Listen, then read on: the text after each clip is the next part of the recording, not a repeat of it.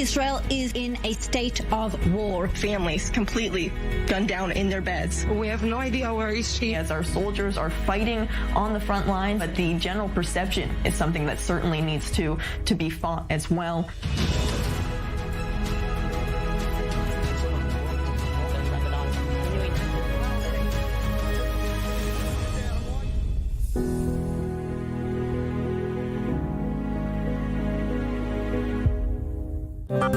Esta semana en News 24, Israel bajo ataque. News 24 en español trae el análisis y la información de los acontecimientos de la guerra Espadas de Hierro. Entrevistas exclusivas, reportes desde la zona de guerra, la reacción de los países hispanoparlantes. News 24, el único medio en español que te mantiene informado y conectado con la comunidad latina en Israel. News 24, únicamente en i24 News.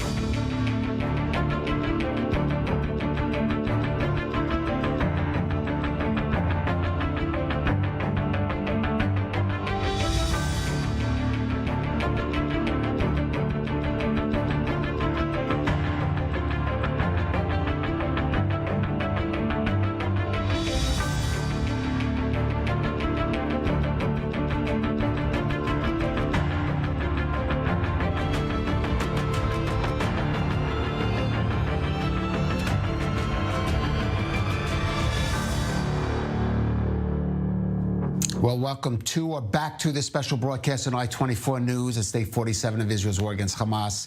And, of course, the big news, a hostage deal that could free up to 50 Israeli children, minors, and women, the mothers of those children, over the next 4 days, along with a ceasefire in Gaza that's set to go in at 10 a.m. Tomorrow morning. I just want to briefly mention a breaking news item out of the United States. Reports that a car has exploded on the Rainbow Bridge border crossing between the U.S. and Canada in the Niagara Falls area. No further details on whether the circumstance of that explosion, if it possibly could be terror-related. We'll bring you any updates on that as it develops. Now, the hostage deal with Hamas, as I said, releases only children and minors and some of their mothers. Excluded for now are Israelis from the ages of 18 and up. Now, one of those is Ophir Tsarfati, who was celebrating his 27th birthday at the Supernova Music Festival with his girlfriend Shoval when Hamas terrorists launched their deadly assault. Tsarfati was leading a group of his friends trying to escape the massacre. He made Shoval was safe inside a car getting away, but was apparently caught by the terrorists in another car. Days later, Shoval heard from the mother of another survivor of the party who told her that Tsarfati had been shot badly and hurt in the other car, but he is presumed to be among the captives in Gaza. Well, joining us now is Shoval Gal and Hodaya Abu, girlfriend and friend of Ofer Tsarfati, who is presumed kidnapped in Hamas. They join us from Kiryat Atta. Shoval, Hodaya, thank you for joining us. We've discussed Ofer's circumstances on a previous program, but I have to ask you now on this evening, how do you feel about this hostage deal that is set to go in effect in the coming days and, based on the information we know, would not include Ophir? Yes, so First of all, we feel very happy for those families, the children's families that gets to bring their babies and children and their mothers back home. So we're very happy for them. Although we have, mixed feelings about that, because what about all other almost 200 hostages left inside Gaza? Right. How much time is it going to take? When will be the next deal with Hamas? Every day in Hamas inside Gaza puts them in danger. So we're very happy for those families, but we need to keep pushing the Israeli government to make another deal. And we can't forget all these men in Hamas inside Gaza. We can't forget these hostages.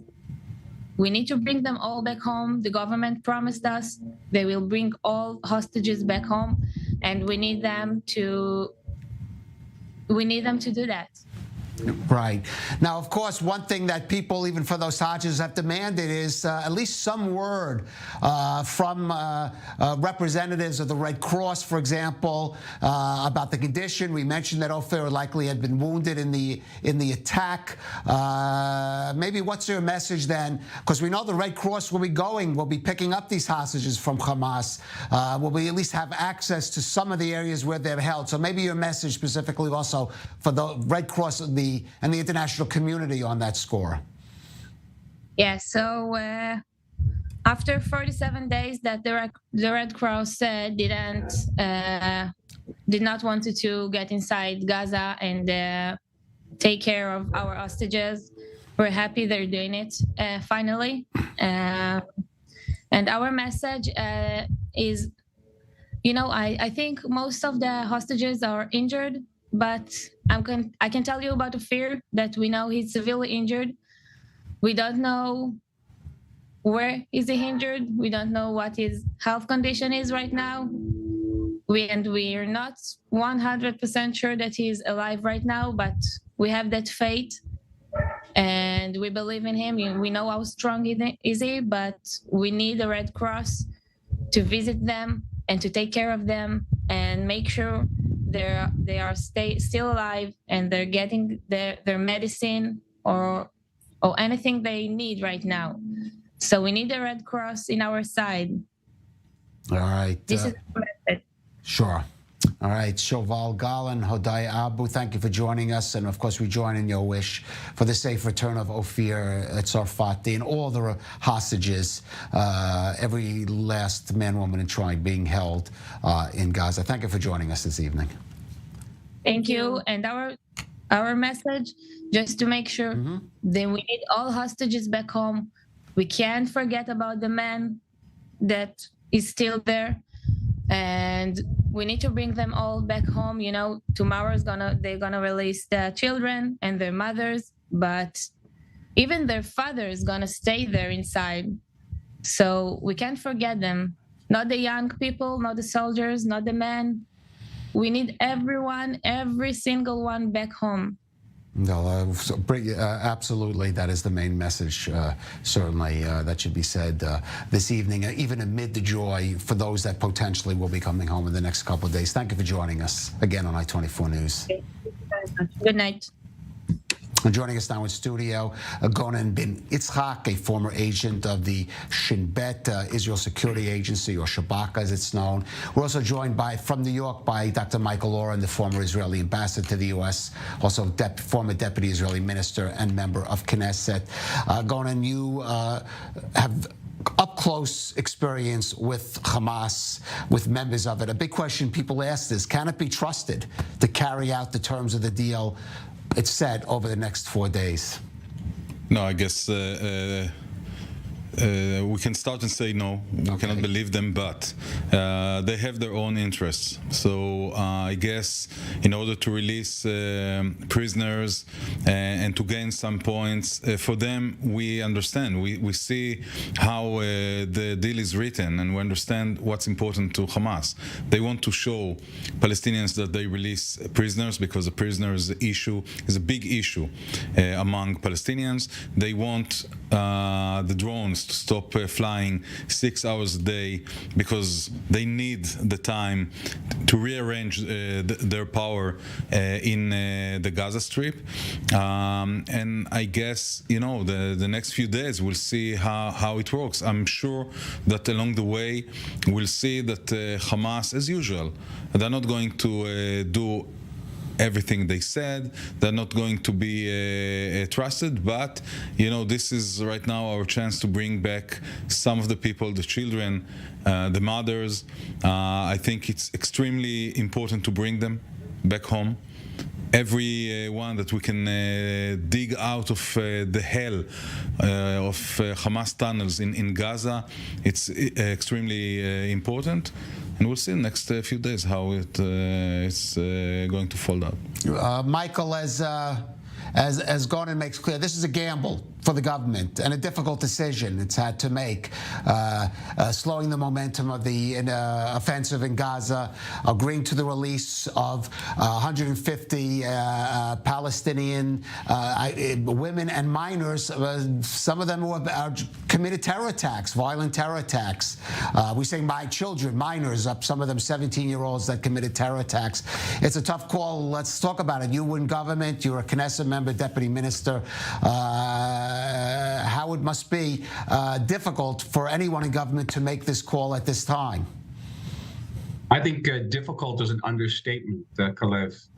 Not just my experience in government, my experience as an historian. Looking back through history, I can't recall any government ever that had to make such a difficult call. Basically, the Israeli government had to decide between our body and our heart. What do I mean by the body? A ceasefire means that there'll be increased pressure on us to prolong those ceasefires, maybe make it a permanent ceasefire. The press is going to go into Gaza and see what we've done to Gaza. Hamas is going to invite all the press to come in to see the damage and the human damage. And immense pressure is going to mount on the governments, as well as pressure from internal, as for those families that have not received their loved ones back. And that is going to increase that pressure as well. So that's the body, okay? The body is that if we have a ceasefire, it means Hamas wins. It basically gets away with murder. That message gets out to the entire region, Kalev, and we become very vulnerable. Our soul is are the hostages, and the Israeli government is part of our national ethos to always try to bring back prisoners, bring back hostages. So we had to make a choice. So what we did, we sort of took a middle way. We did a temporary ceasefire to bring back part of the hostages. But even that is rife with all sorts of dangers, not the least of what is what Gordon was talking about, that Hamas is not an honest broker. Hamas is going to move that football over and over again. And I wouldn't be surprised if Hamas produces, let's say, instead of the number, say 50, maybe 40 hostages, and say, listen, we can't find the other 10. We need another 2 days to look for them of ceasefire. All right, certainly that, like you said, there's a lot of minefields, potential minefields in the coming days for the government on this. Michael, stay with us. I do want to go back, stay in the U.S. and go to our senior U.S. correspondent, Mike Wagenheim in New York. We interrupted a little earlier, Mike, but UN, of course, once again, obviously has been calling for this ceasefire or humanitarian pause, as some have termed it. What's been the reaction there, and also Israel's representation there at the UN? Well, today the UN Security Council meeting held a session on the protection of women and children in the Israel-Hamas conflict. This has been called for before this humanitarian pause / hostage prisoner exchange was announced. So this had been on the docket for a couple of days. But Gilad Erdan, the Israeli ambassador to the United Nations, used his pulpit there to excoriate the UN and its various agencies for suddenly, as he said, caring about women and children in Gaza. He turned to UN Women the organization there that is supposed to advocate and protect women throughout the world, and said, "Where have you been?" as Hamas has instituted essentially a dictatorial regime that subjugates women in Gaza. He said, "Where have you, UNICEF, the UN Children's Fund agency, been over these last 16 years since Hamas took over and has indoctrinated children to aspire to be martyrs, to aspire to be terrorists?" He said UNICEF has not released one report on the state of children in Gaza under the thumb of Hamas since that terror group took over the Gaza Strip all those years ago.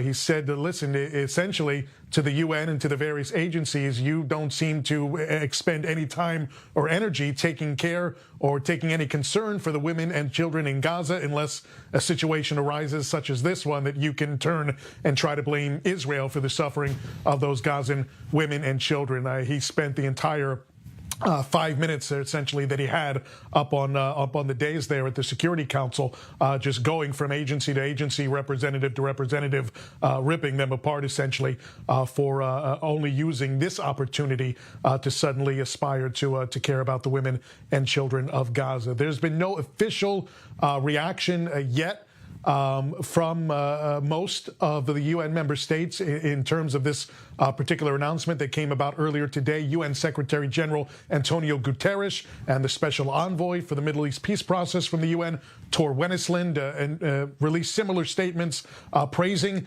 the announcement, saying it's a good first step. However, there's still much work to be done, according to those representatives of the United Nations. All right, Mike Wagenheim there in New York City. Thank you for that. Now, among those who opposed the hostage deal, and there were some in the minority for sure, was the Almagor Terror Victims Association, which filed a petition against the deal with the High Court of Justice today, arguing the release of convicted terrorists will further endanger the public. The High Court, just in the last few hours, rejected that petition. Here, though, is one of the plaintiffs in the appeal, himself a victim of a terror attack in Jerusalem in which his parents and 3 siblings were killed, explaining why he's opposing the deal. It scares me that these terrorists are being returned to the streets. I live here in Jerusalem. It is possible that he will be next to me in the mall. It is possible that one of the terrorists will be with me. He will be next to me in the same area. It scares me. I've been living this trauma for 22 years, and I'll probably have to keep living it even longer, and it will never end if we don't stop it. Gonan, as I explained, even though we're talking about women, there's a big difference between the women and children being released in the Israeli women and children being released in Gaza, who are innocent civilians, and those who are being released by Israel, the 150, who are, some of them have committed violent acts of terror. And as that young man said, some of them perhaps will be back roaming the streets in proximity of even of their potential victims. You know, I understand his point of view. I can't criticize him. Sure. I remember the terrible terror attack that his family, sure. Some of them were murdered in Sbarro. I remember the day. So right, the pizza bombing. The pizza bombing in Jerusalem. I remember the day like it was yesterday. So I really can't criticize him. Sure. But we need to remember, his beloved one got killed. We have children, women, men inside the Gaza.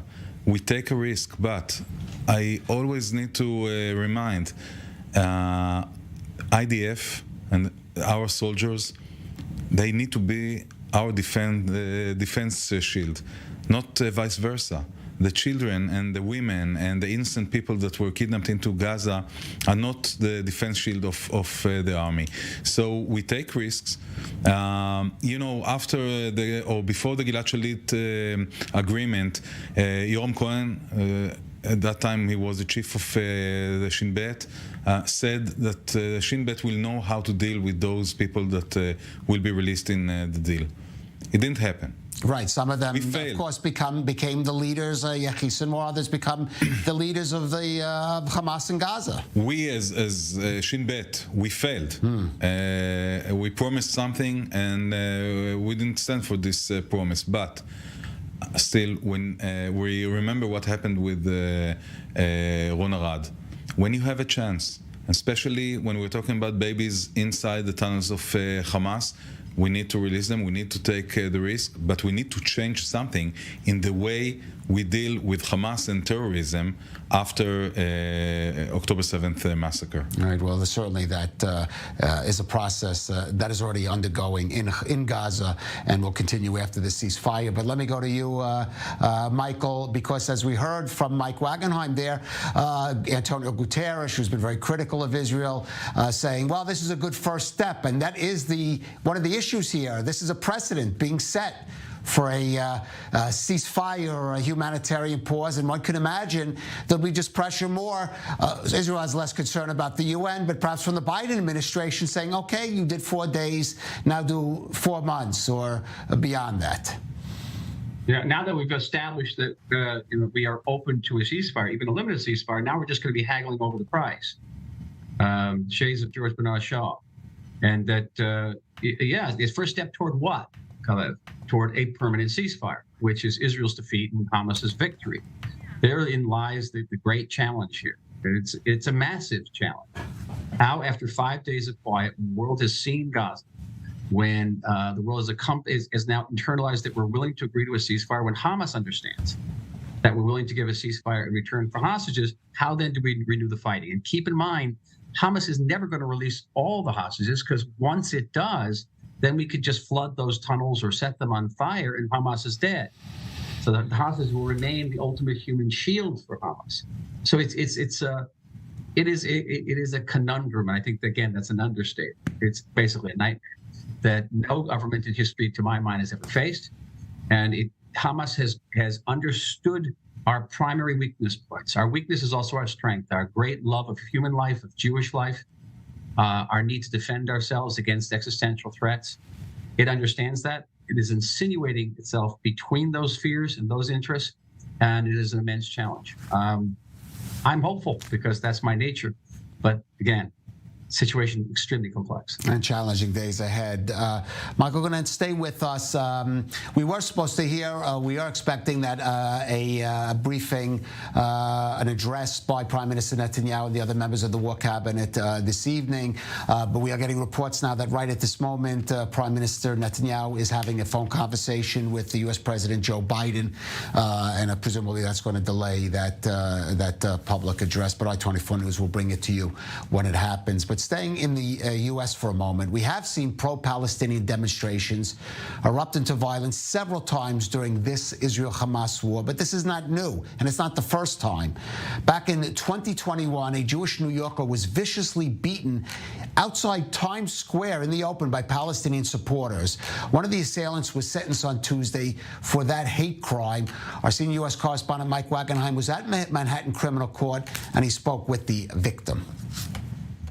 Well, supporters say there was some justice for Joey here in New York today. Joey Borgen, a New York man who was viciously assaulted in the lead-up to a pro-Israel rally in Times Square back in 2021, gave a moving statement today at sentencing for one of the 5 defendants in the case, Mahmoud Musa, sentenced to 7 years in state prison, more than the district attorney had actually requested. 5 years of supervised release to follow. Borgen was beaten and pepper sprayed in that rally back in 2021, along with several other pro-Israel supporters who were injured by several assailants in that case. Musa makes the second defendant to be sentenced to serious jail time. 2 defendants in that case still have yet to come up for sentencing. We spoke with Borgen afterward and asked him about his initial reaction to the sentencing. Sense of relief, sense of satisfaction that all this work, effort, and time put into seeking justice and accountability came to fruition, and we got a desirable result in this case. Musa was charged in this case with assault in the second degree and the commission of a hate crime for repeatedly stomping on and kicking Borgen, who was also pepper sprayed. Borgen suffered a concussion and a lasting wrist injury, which will require at least 1 more surgery. Musa was initially offered a plea deal in the case, but it appears maybe some public pressure towards a district attorney may have turned the tide and led to today's sentencing. We asked Borgen about that. I think there was a multitude of factors. I will say the ADA kind of alluded to it. There was, throughout the course of the process, more evidence that came to light where it was revealed that these specific individuals that were sentenced or going to be sentenced on the 18th, were involved in a premeditation act, which then escalated it, from what I believe, to a further, serious, severe crime. Jews here in New York, along with pro-Israel supporters, have been critical of Manhattan District Attorney Alvin Bragg for offering lenient sentences in acts of anti-Semitism. It remains to be seen whether today's harsher sentence will change those perceptions. Reporting outside the courthouse here in Manhattan, Mike Wagenheim, I-24 News.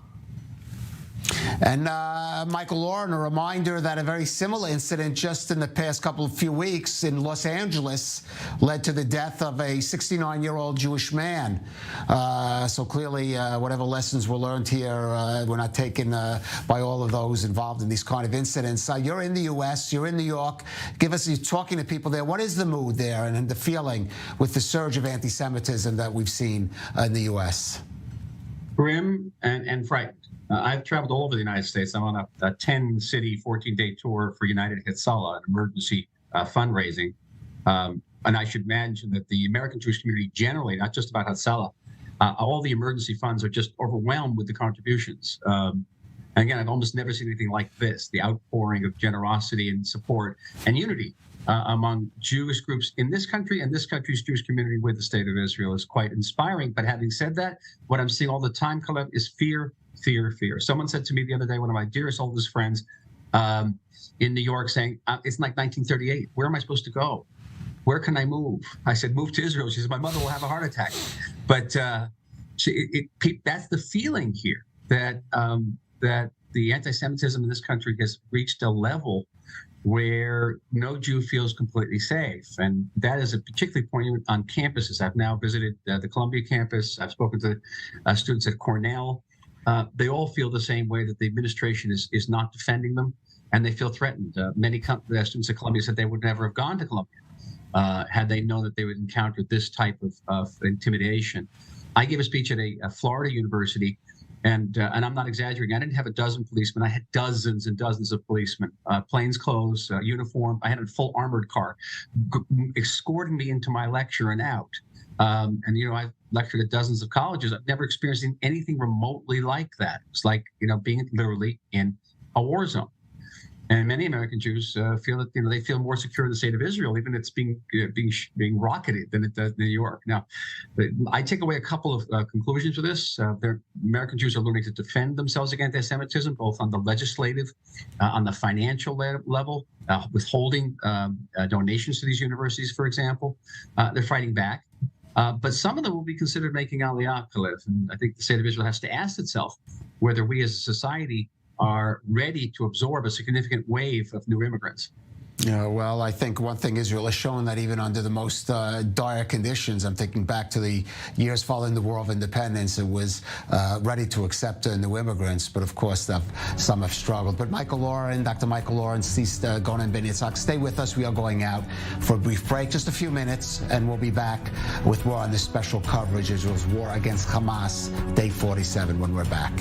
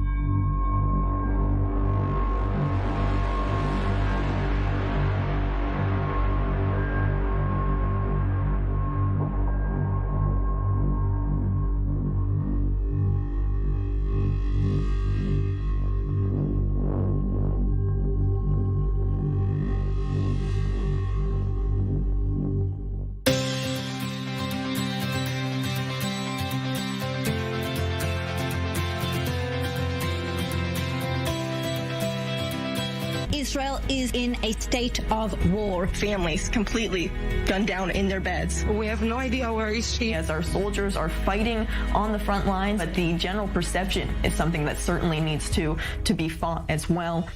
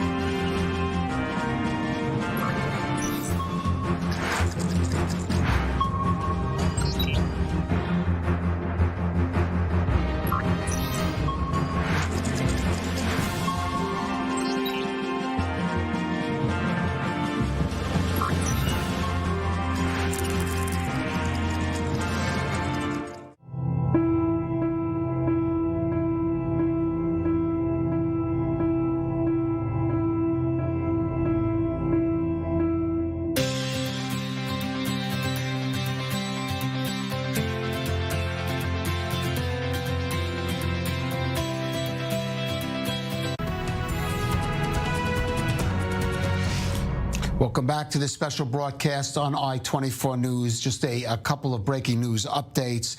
We mentioned earlier a explosion of a vehicle on the so-called Rainbow Bridge between Cadena and New York in the Niagara Falls area of Upper New York State. We don't know the circumstances yet, if it could be terror-related, but the spokesperson for the National Security Council in the White House did say the White House is closely monitoring the situation at the U.S.-Canada border crossing. Law enforcement is on the scene and investigating. We'll bring you any updates on that. Also an update from Israel's Channel 12 News, which says that Mossad Chief David Barnea, who is in Qatar this evening, and Qatar brokered the deal between Israel and Hamas, that he has been given the names now of the hostages who will be released tomorrow after the ceasefire goes into effect at 10 a.m.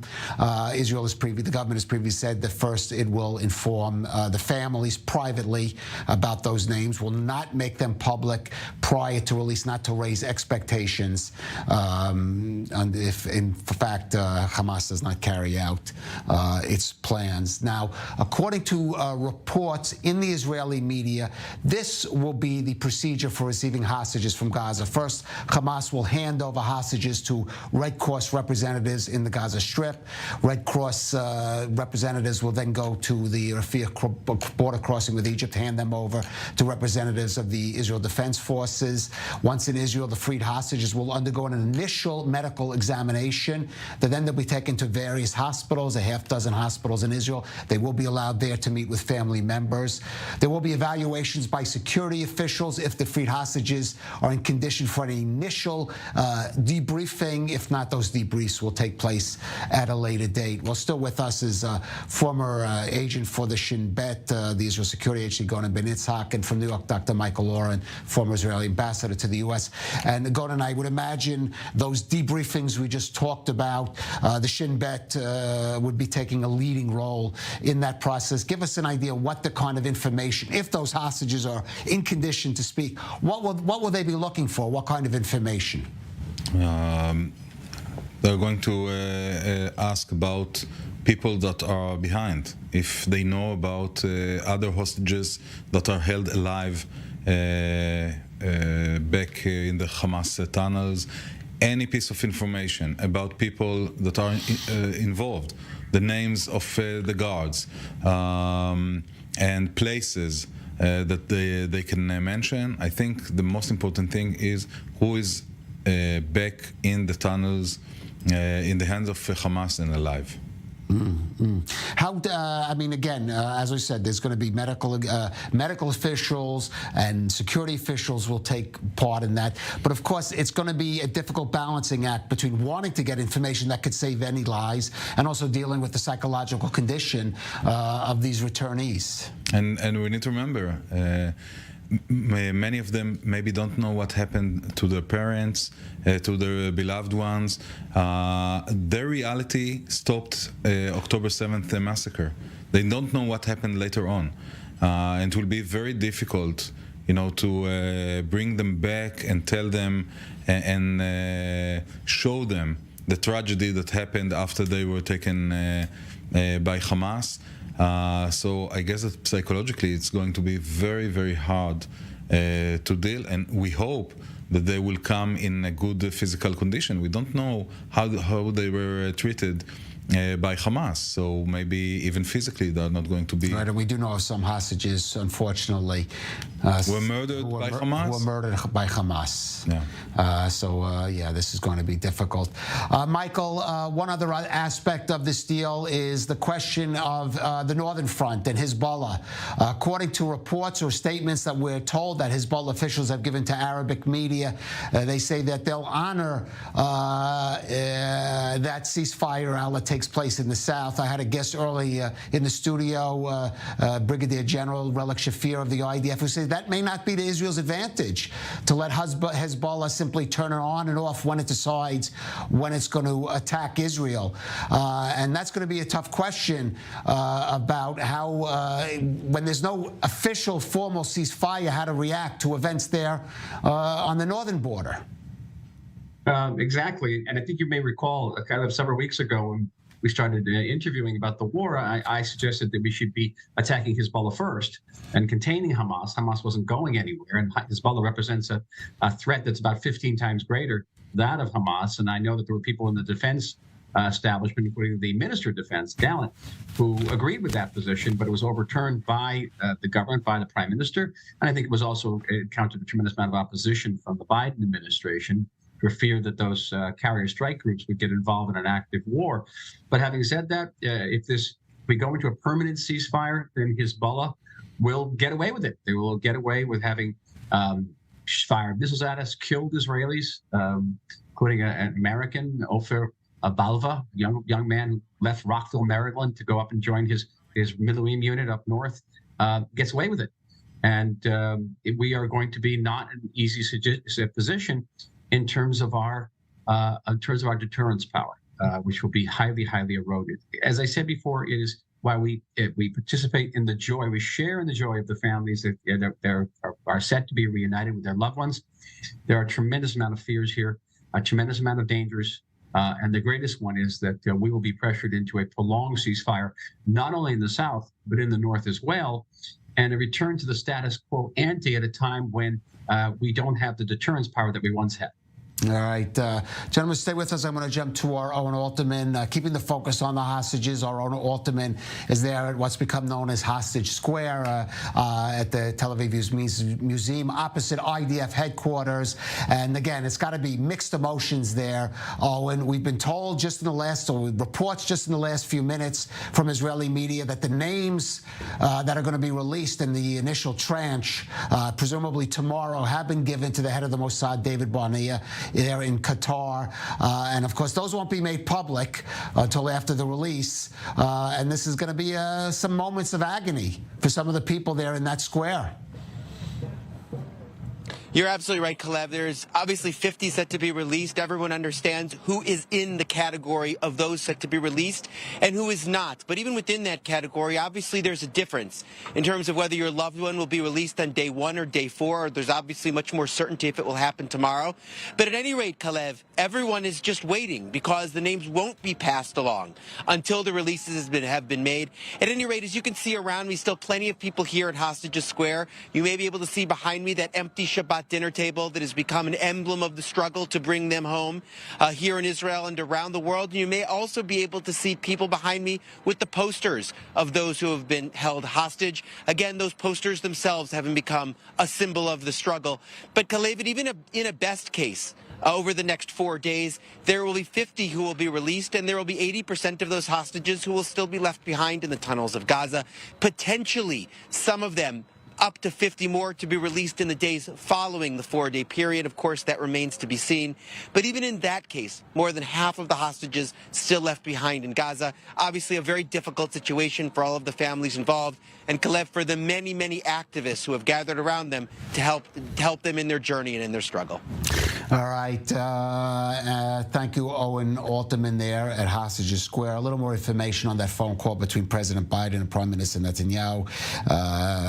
The office of Netanyahu saying Netanyahu thanked President Biden for his help in reaching the deal for the release of the hostages in Gaza. Reports also that the cabinet, the security cabinet, will get the names of those to be released tomorrow morning. But again, I stress those names will not be made public until they are in safely back in Israel, presumably. That's also to make sure not to raise expectations and not to dash them for those families that are personally involved. Well, we mentioned we talked about the Hezbollah and the price being paid in the north. That includes, of course, the evacuation of tens of thousands of Israelis from communities along the border there. One of them is the village of Metula. It's located in the uppermost northeast corner of the Galilee. It's literally surrounded by the border of Lebanon on 3 sides. All 180 families that live there have had to leave Metula, which is now acting as a full-time IDF military base.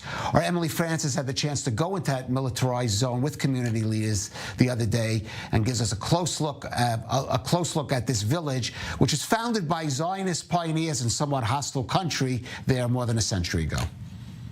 From the army. I'm with these. Driving through the pastoral village of Metula, you would never know it's surrounded by enemy territory. This is Kfar Kile. No, this is Lebanon. You can see the border. Oh, there you see? Go. Wow. And for Mayan Weinberg, who recently finished his army service, war has called him to reserve duty. You can see there, they have eyes. We didn't see it. In the daily, I work with this vehicle in my yards and do a lot of stuff.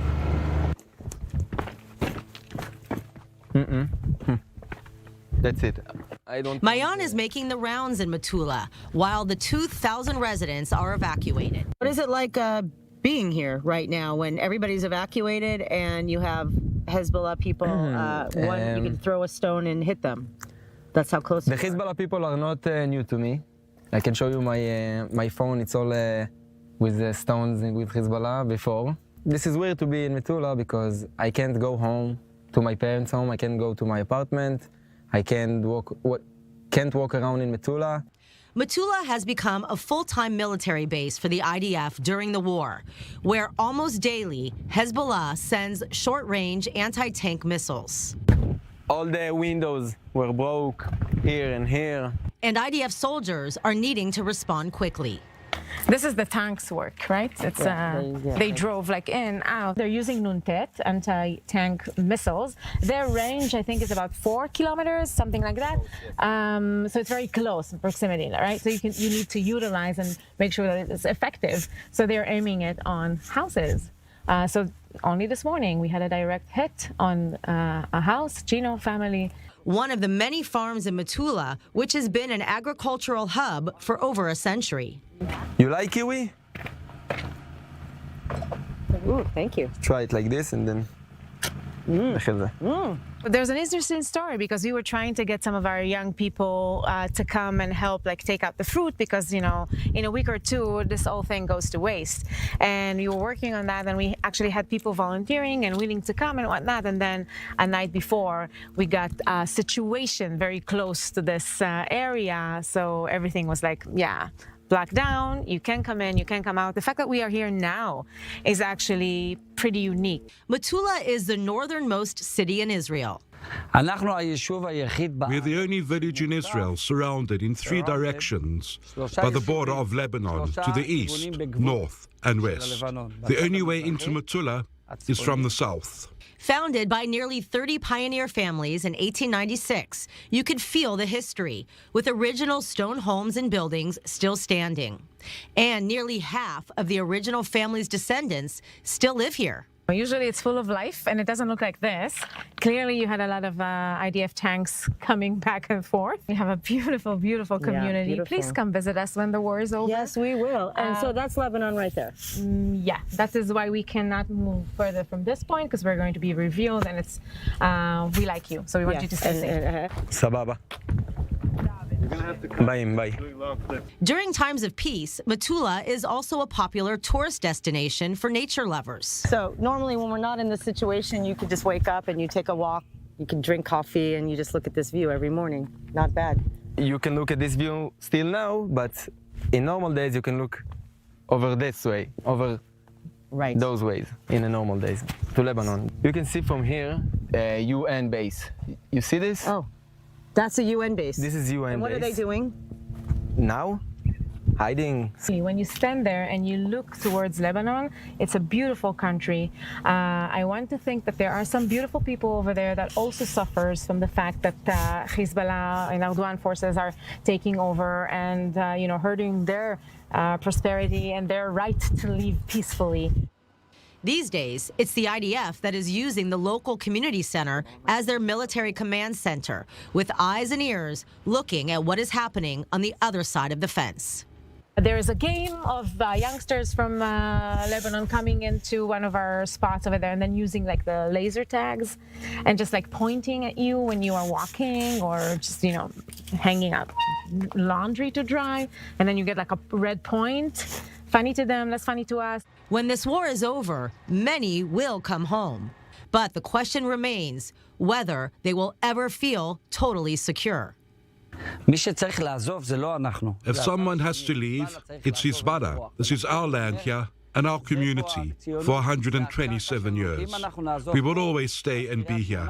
If we leave, it'll be like a domino effect. People will have to leave Kiryat Shmona, Tiberias, and in the end, it'll get all the way to Tel Aviv, and Israel will become even tinier.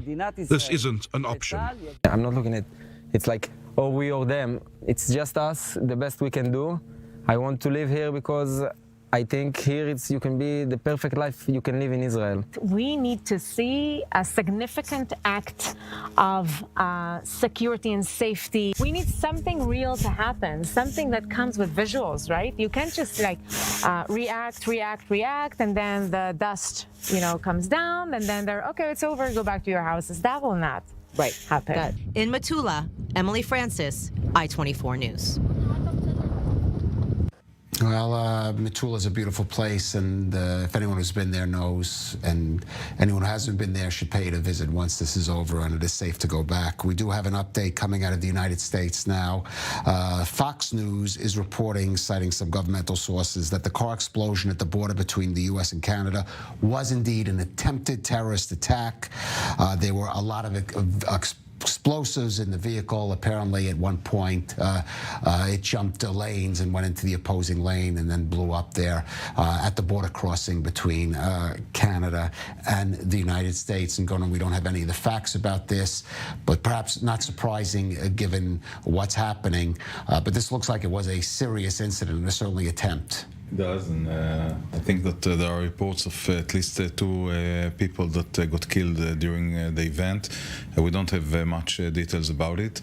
And this reminds us that we still have proxies around the world, that even if we're talking about a ceasefire here in our region, there are still forces that can do things in Yemen.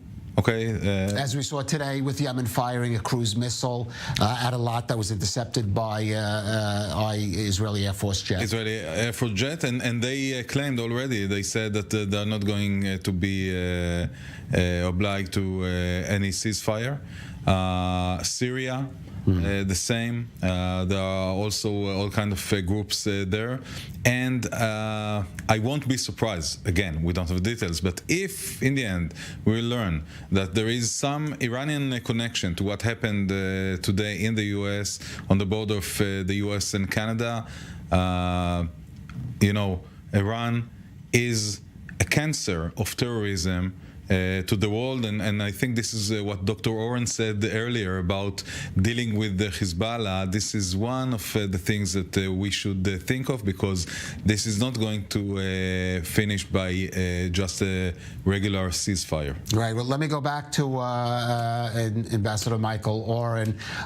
Michael, hearing reports this explosion on again, no official confirmation. I want to stress we're citing Fox News, citing they say governmental forces. This was an attempted terror attack on U.S. soil that happened there. Gonen mentioning perhaps there might be an involvement around. We have no idea. I'm not speculating. But what we do know is Iranian proxies have been attacking U.S. forces at an accelerated rate over the past 6 weeks. And the Washington Post even running a story earlier this week suggesting that some Defense Department officials are not satisfied with the response that has been okayed thus far by the White House, by the Biden administration, in terms of reacting to these provocations, be it direct attacks on U.S. forces in places like Iraq or parts of Syria, or, for example, what we just saw in the waters in the Red Sea by the Houthis. Yeah, this can cut several different ways. And again, this is all hypothetical, assuming that those behind this terrorist attack are agents of Iran in some way. Quds Force have carried out terrorist attacks on American soil. They try to assassinate me in Washington, D.C., for example. They haven't shied away from acting on American soil. And then it's retribution. It's retribution for the fact that the United States, after being struck 60 times in its bases in Iraq and Syria, previously had fired back at warehouses and arsenals. But just this last week, one of those airstrikes killed 8 members of one of these pro-Iranian militias. So this could be interpreted, the bombing on the border could be interpreted as vengeance for that drawing of blood by the United States, or that the terrorists are coming from Canada, where Prime Minister Justice Trudeau has been highly critical of Israel, has called for a ceasefire, coming into a country that has been supportive of Israel, certainly in the White House, and is still opposing a ceasefire. There'll be elements in the United States, they'll say, you see what the support for Israel is costing us. And there'll be other elements in the United States, and I can imagine who they are, will say, look, we're on the right side, they're attacking Israel, our ally, and now they're attacking us. All right. Well, certainly that's going to be some difficult choices. I just want another update.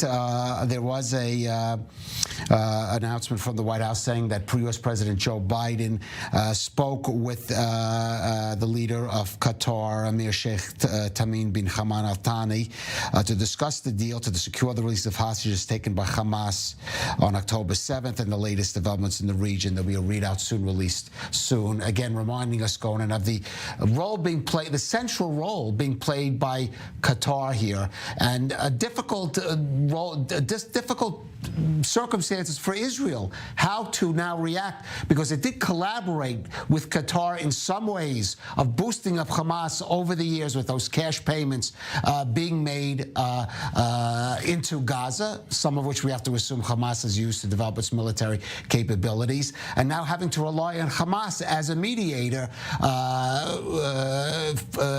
having to rely on Qatar as a mediator with Hamas. Qatar was not cooperating. Oh, I'm sorry. We have to go to the Prime Minister who's speaking now.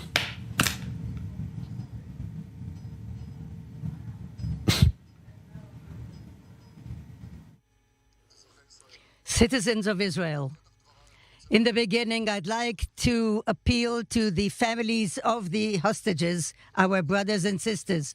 Last night, I convened the government in order to approve the first stage and the outline of return of the hostages. Since the beginning of the war, I don't stop thinking about them. And I can't stop thinking about you, the family members. I met with you.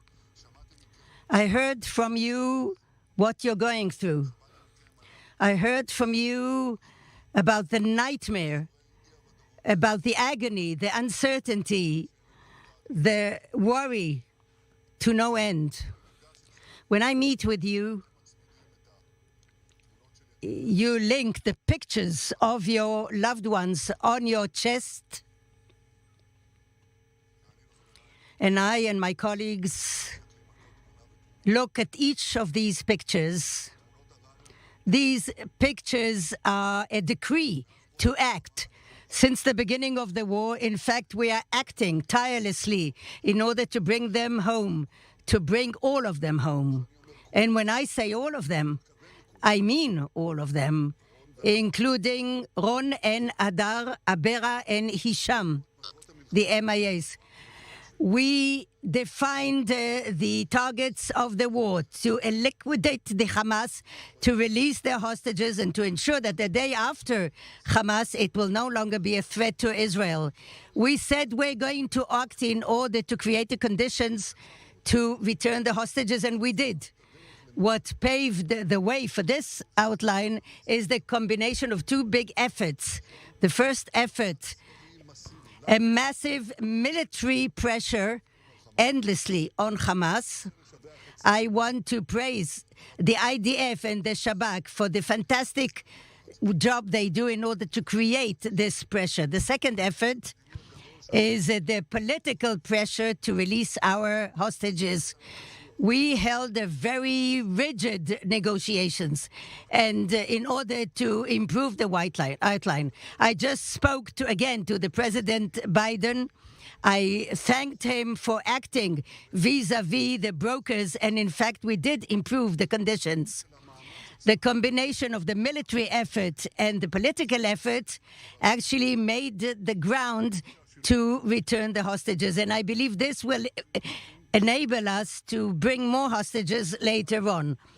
The outline will not include release of murderers, but it does include the agreement of the Red Cross to visit the hostages and delivering medications. I heard that somebody said they say that the Red Cross never heard of it. Yes, the Red Cross will be able to visit the other hostages and to give them medications. And I expect for the Red Cross to do its job. Citizens of Israel, as a Prime Minister of Israel, I face many times harsh decisions, from a difficult decision to a more difficult decision, especially regarding the hostages. The effort to bring all of them home keeps continuing all the time. And at the moment, we can obtain the release of babies and children, mothers and women. This is a release of hostages, which is an ethical decree for us. In the history of Israel, we released the hostages by military efforts, and we did it, although it was very difficult.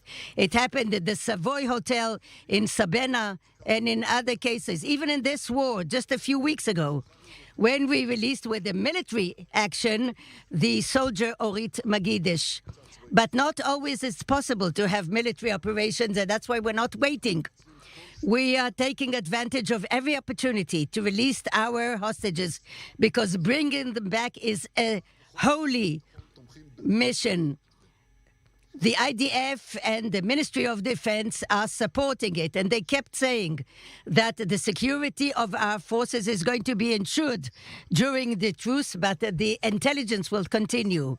And at this time, the IDF will prepare itself to the continuation of the war. Last night, the government made a decision, and I believe wholeheartedly, so do my colleagues, that this is the right decision. I thank my colleagues for the collaboration. Yoav Gallant, the Minister of Defense, Minister Benny Gantz, the ministers of the government, the Chief of Staff Halevi, the head of the Mossad Barnea, the head of the Shabak Bar, to General Nisan Aluv and Gal Hirsch, anybody who helped and is acting in order to obtain this release. Citizens of Israel, I want to be clear. The war continues. The war continues. We're going to continue until we obtain all our objectives, to bring back all the hostages, to liquidate the Hamas, and to make sure that the day after Hamas in Gaza, there will be no factor that educates its children to terror or that it is a haven for terrorists. Gaza will no longer be a threat to Israel. We're going to bring back the security, both to the south and the north. We are winning. And we shall continue to fight up to the final victory. And we're doing it because of the courage of our combatants and the sacrifice of our sons and our daughters, heroes of Israel. And I always remember that this victory has a heavy price. Our combatants who sacrificed themselves for all of us, our heroes who fell in order to defend their home. I spoke this evening with Avichai Barazani. Their son Dvir, a paratrooper, fell this week in the battles in Gaza. Avichai is a veteran security person. I know him for years, and he said that he wrote to his son Dvir, when you go to fight the Hamas, remember that behind you are 1,400 citizens of Israel, civilians who were viciously murdered by a terrible enemy. Avichai and Tali asked me, and so did all the bereaved parents who I spoke to, continue to the end. Continue to the final victory.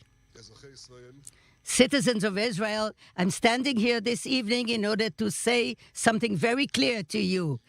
This is exactly what we're going to do. Together we'll fight, and with the help of God, together we shall prevail.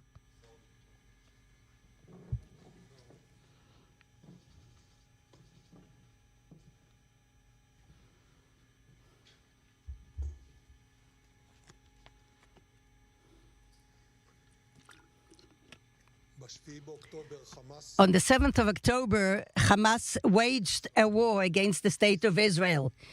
They thought that this way they'll dismantle the state of Israel, that they'll stick the flag of Hamas in the center of the Negev.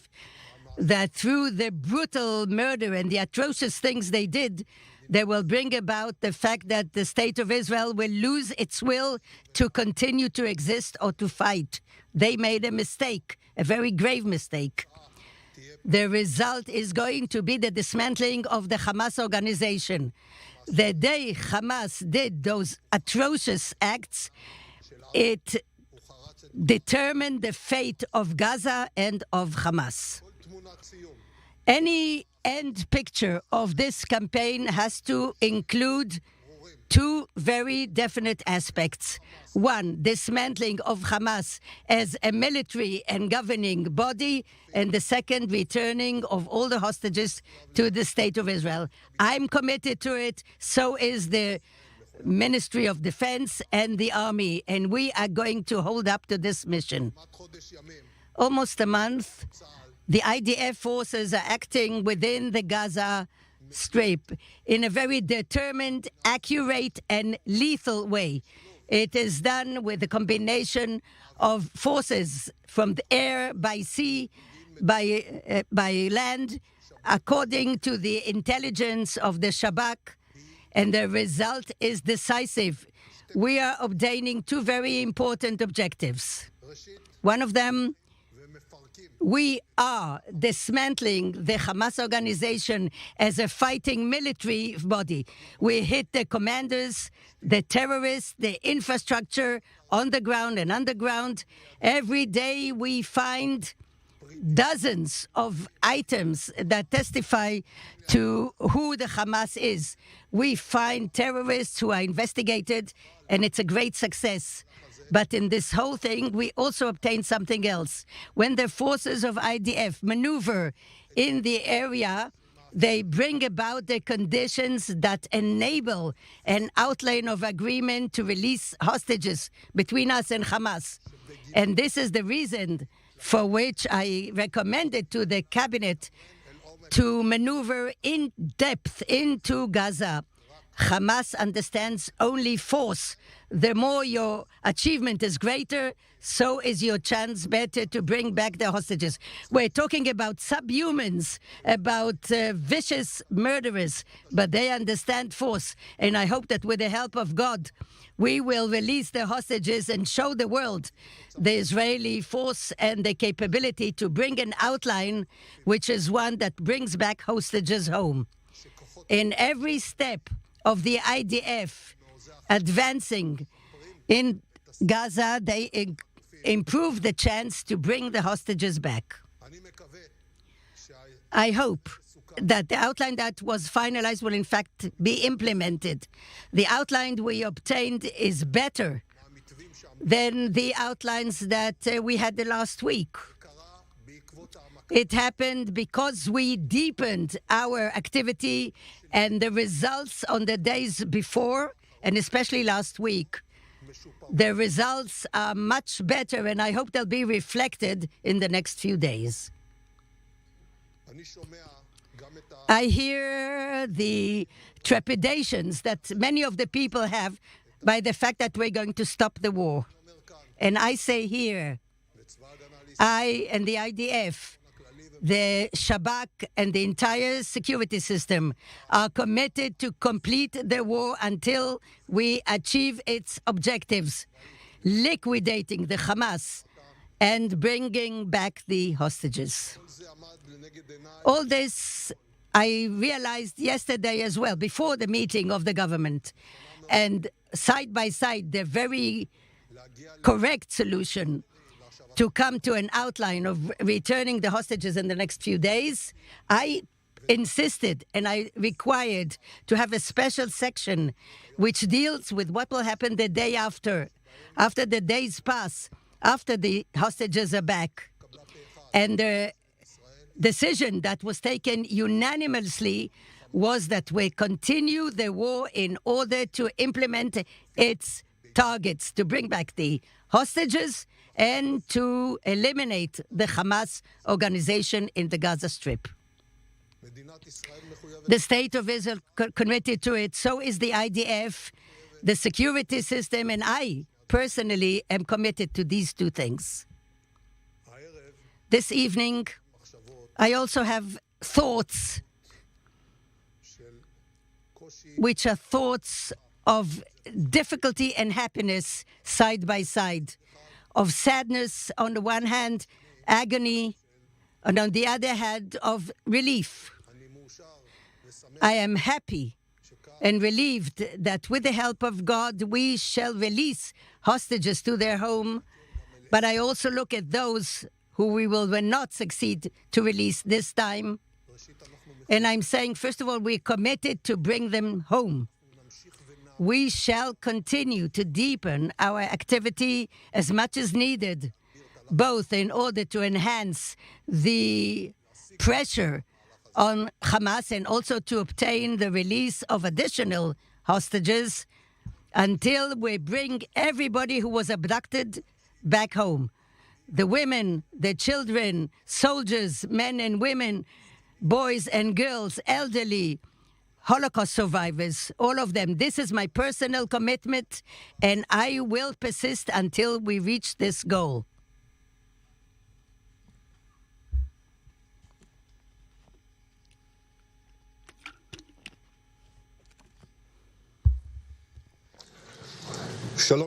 Hello, everybody.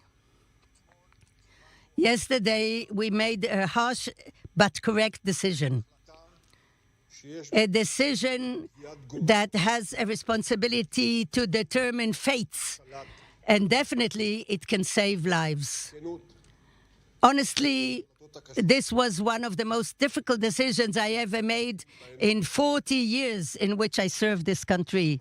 And in this war, there will be many more such decisions. I'm convinced, wholeheartedly, that this is the right decision. Our commitment to bring back the sons and daughters home, it's a combination of course we have to do it. And if we save one life, we say in our tradition that it is a world on its own. In my mind, this decision and this care and concern of the abducted is show of force of the Israeli society. I'd like to strengthen the families of the hostages, all of them, those who will gain the moments of uniting with their loved ones, but especially those that the threshold of their agony is going to be deeper. Those whose loved ones are not back yet. Our commitment is valid, and we shall make every effort possible in order to bring them back. I promise all the families of the abducted, we are with you, we are for you. As of tomorrow, we shall continue to meet you, we'll strengthen you, and do whatever we can, whatever is possible, so that your beloved ones will come back. And I reiterate, we are not coming back until we do it. So we're going to go back and do it. We all want to bring back the hostages, and we are all determined also to complete our mission of doing away with the threat of Hamas and changing reality. We know that the other side is testing us. They're going to try to buy time. And I say to Sinwar and to the leaders of Hamas a sentence that I learned of a general in the army. We are a nation with patience, a long breath. We survived the Holocaust and came back from the exile. We built a strong army and a flourishing society. We do not look at the reality by days. We look at the eternity of the Jewish people. And I'm determined to continue the war. All of us are determined to win.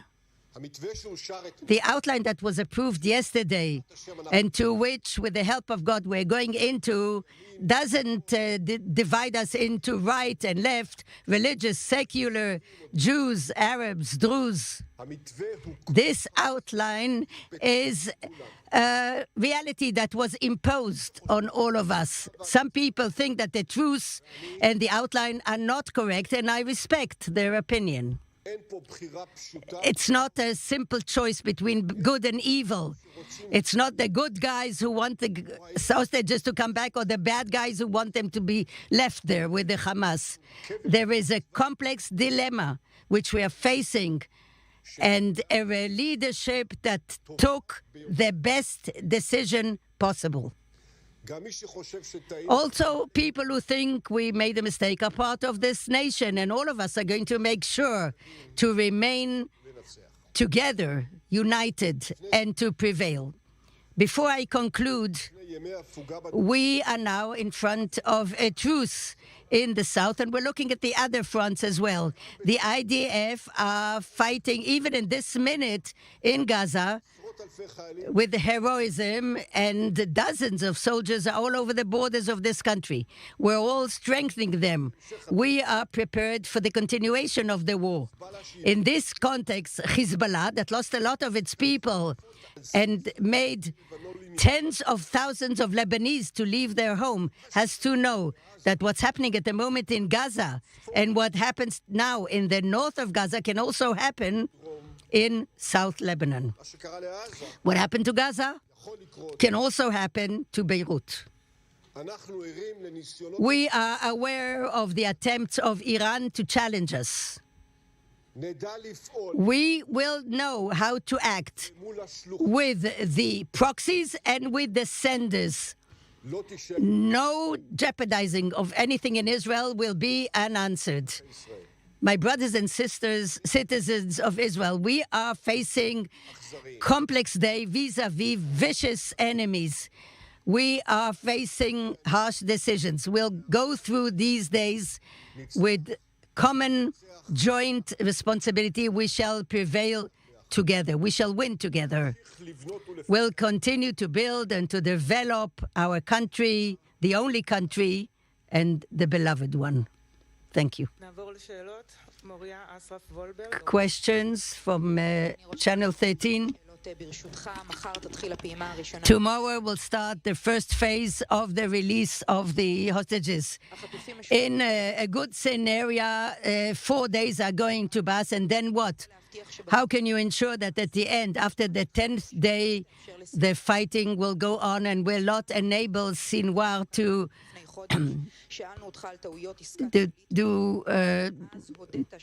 you admitted at the time that with the Shalit case, there were mistakes. And we know that there were families worried that additional Israelis are going to be released. You're talking about terrorists who wanted to murder Jews, but they didn't. What about the implications of releasing terrorists? And Minister Gantz, you wanted to approve this deal a week ago, and the ones who didn't want it was the Prime Minister and the Minister of Defense. Your first question related, it was a long question. Have to remember, how can you ensure that Sinwar is not going to abuse the time? I'm sure he will. Of course he'll try. He'll try all sorts of tricks. And there's other things that we think. We are going to do what we said we're going to do. We are committed to continue the fighting. I'm not just saying it. I just spoke to the President of the United States. He's a great friend. And I told him, Joe, we are fighting. We are having a truce in an agreement that he was privy to. He was a partner. But we're going to continue. This is a real commitment. It's not just saying it, writing it on paper. This is like carved in our hearts. We are committed to eliminate the Hamas. We are committed to create a different reality in Gaza. It shouldn't become a threat. We are committed to bring all the hostages back, and that, of course, compels us to continue to fight. The great danger, I see to our existence, and the end of the day, comes from the axis of terror and evil of Iran. Iran, the danger is that they'll have nuclear weapons that will threaten us in completely different scope than it does today. And in order to stop that, I did many things. Some of them have to do with the Shalit deal, and one day I'll be able to elaborate. But one thing I'm sure of, When you release these people, you take a risk.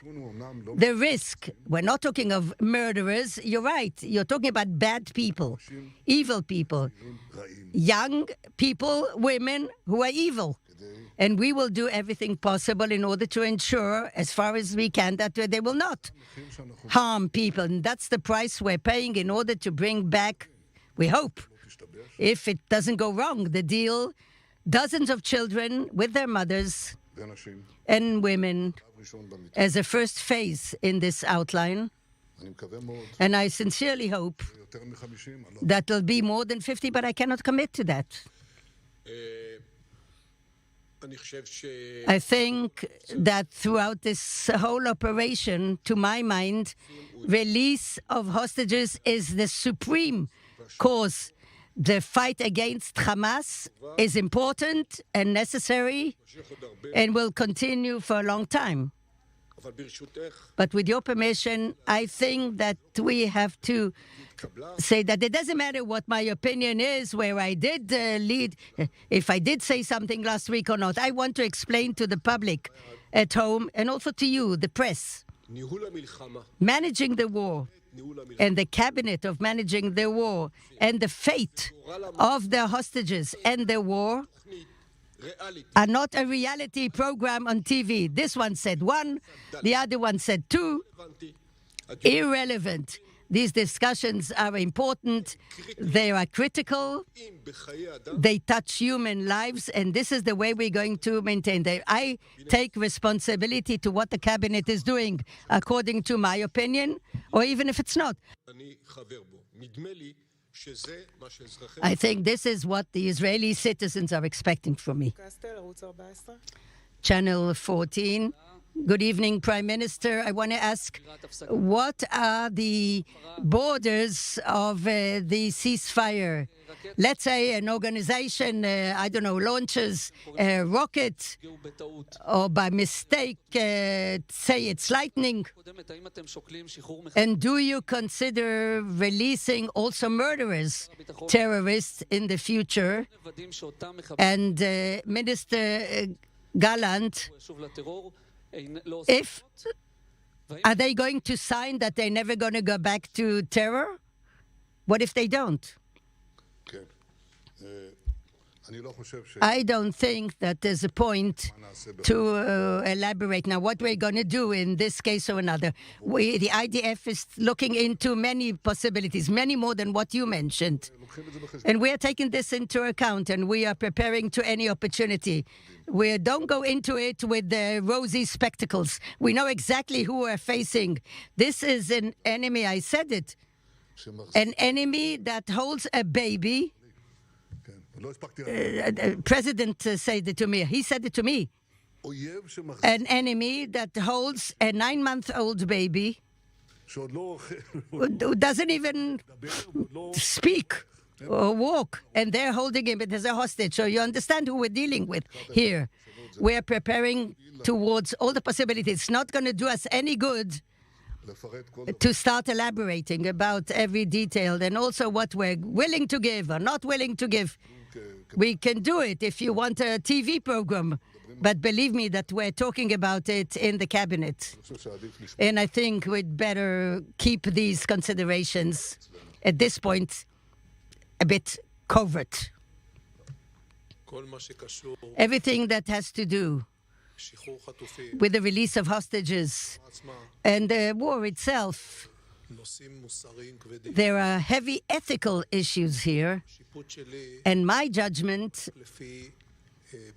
acts only according to value-based parameters. That means that, first of all, we are risking soldiers only if the cause is worthy. I'm ready to take very big risks regarding soldiers when you have to release hostages, for example.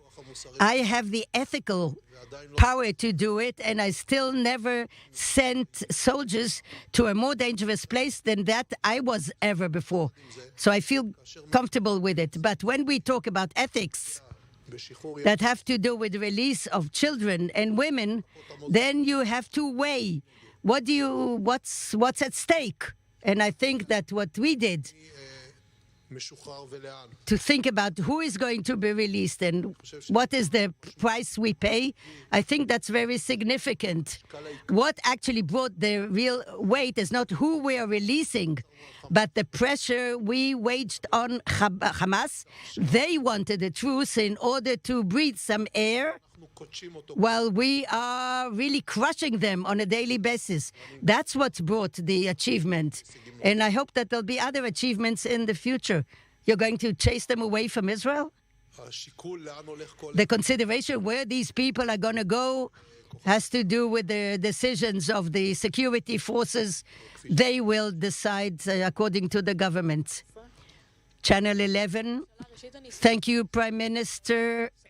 I want to underscore the questions regarding the truce. What about if during the truce they will do something against Israel?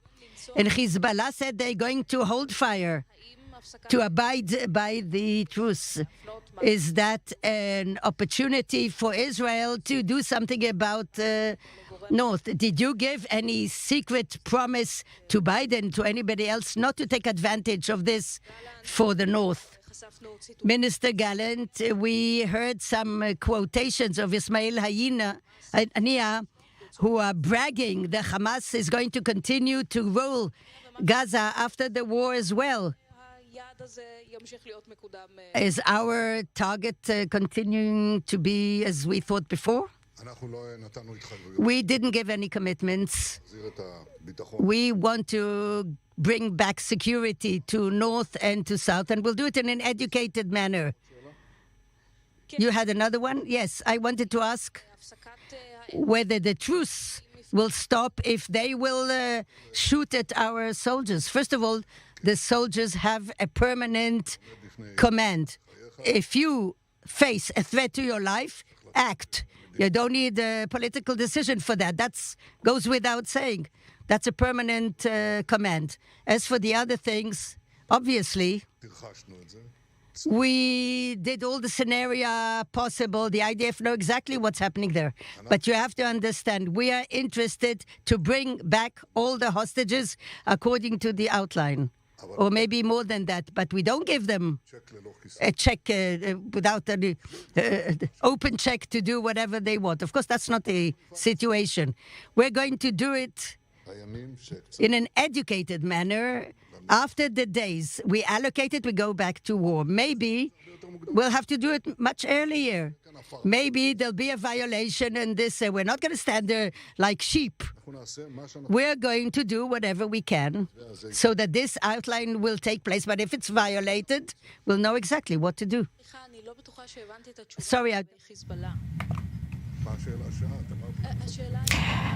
Welcome to this breaking news edition. You've been watching Prime Minister Benjamin Netanyahu, Defense Minister Yoav Gallant and War Cabinet member Benny Gantz addressing the nation and taking questions on day 47 of the war ahead of tomorrow's truce set for 10 a.m. local time and the start of the highly anticipated hostage deal.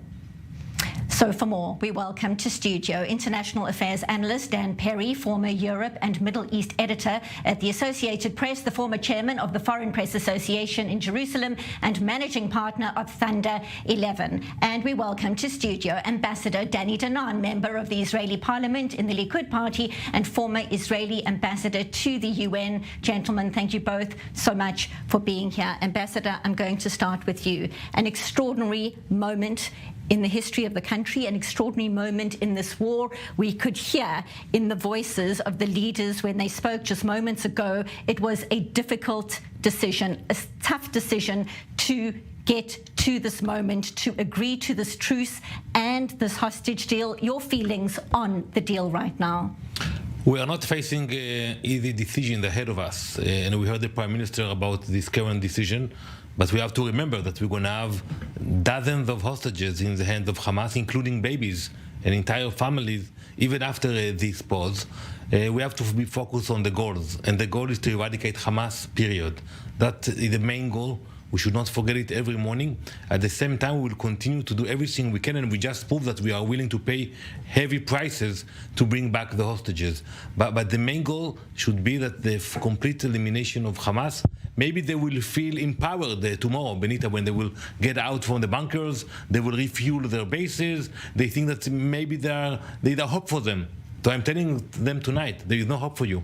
You have two choices, either to surrender or to die, because we are going to come after Hamas, and I'm going personally to push the Prime Minister and the government to go all the way. We will not accept any ceasefires or any agreement in the future unless we have the full eradication of Hamas. What do you mean by go all the way? At the moment, what we're hearing is 10 people, women and children. These are children and their moms are going to hopefully, and I say hopefully, be released tomorrow if all goes according to plan. Then another 10, another 10. It leaves women and children released. It doesn't leave men released. It doesn't leave soldiers released at this juncture, and this could be played out for a very long time. What is the end game?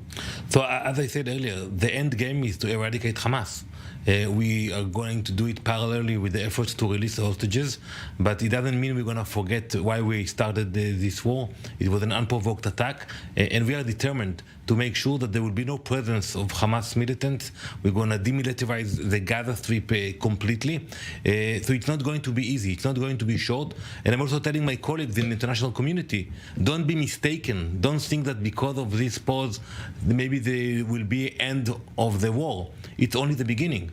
We just started the war, and when you look at the map of Gaza, we are now operating in a very small area of Gaza. We have a lot ahead of us, and we are committed to go all the way to the central part of Gaza, to the southern part of Gaza, to find the leadership of Hamas and to kill them. The families are waiting for confirmation. It's heartbreaking to think that some of them are going to find out and get the confirmation that their loved ones are not alive. It's quite clear that Qatar or Hamas or whoever is pulling the strings knew all along who was alive, and yet they didn't give that information, not to the Red Cross and not to Israel, not to the US, not to Egypt, not to anyone. How worried are you about being played right now by Qatar and Hamas? Well, it's hard. You don't pick the negotiators. We know that Qatar, they're playing a double game for years. They did it with the Taliban in the US, with the Iranians, and now they're doing it with Hamas. But we have no other choice. We have to work with the Qataris and the Egyptians about this issue. But I think the strength of the people of Israel, the strength of the IDF, the commitment of our soldiers, that will be the insurance for the hostages that we are going to bring them back. There's much concern, obviously. The nation wants hostages to be freed. There is no disputing that. There is obviously still a concern about the Palestinian prisoners that are going to be released. What we're hearing at the moment is around 150. We're hearing women and minors. These are teenagers. However, they have been convicted, or they're there for a reason. They're there for a crime against Israel. How worried are you that there could be some kind of repeat where some of these prisoners go on to become terrorists like Yahya Sinwar?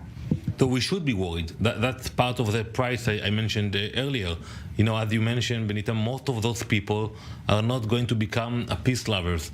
They're going to become terrorists and continue in the path they chose years back. So we're going to have to watch them very carefully.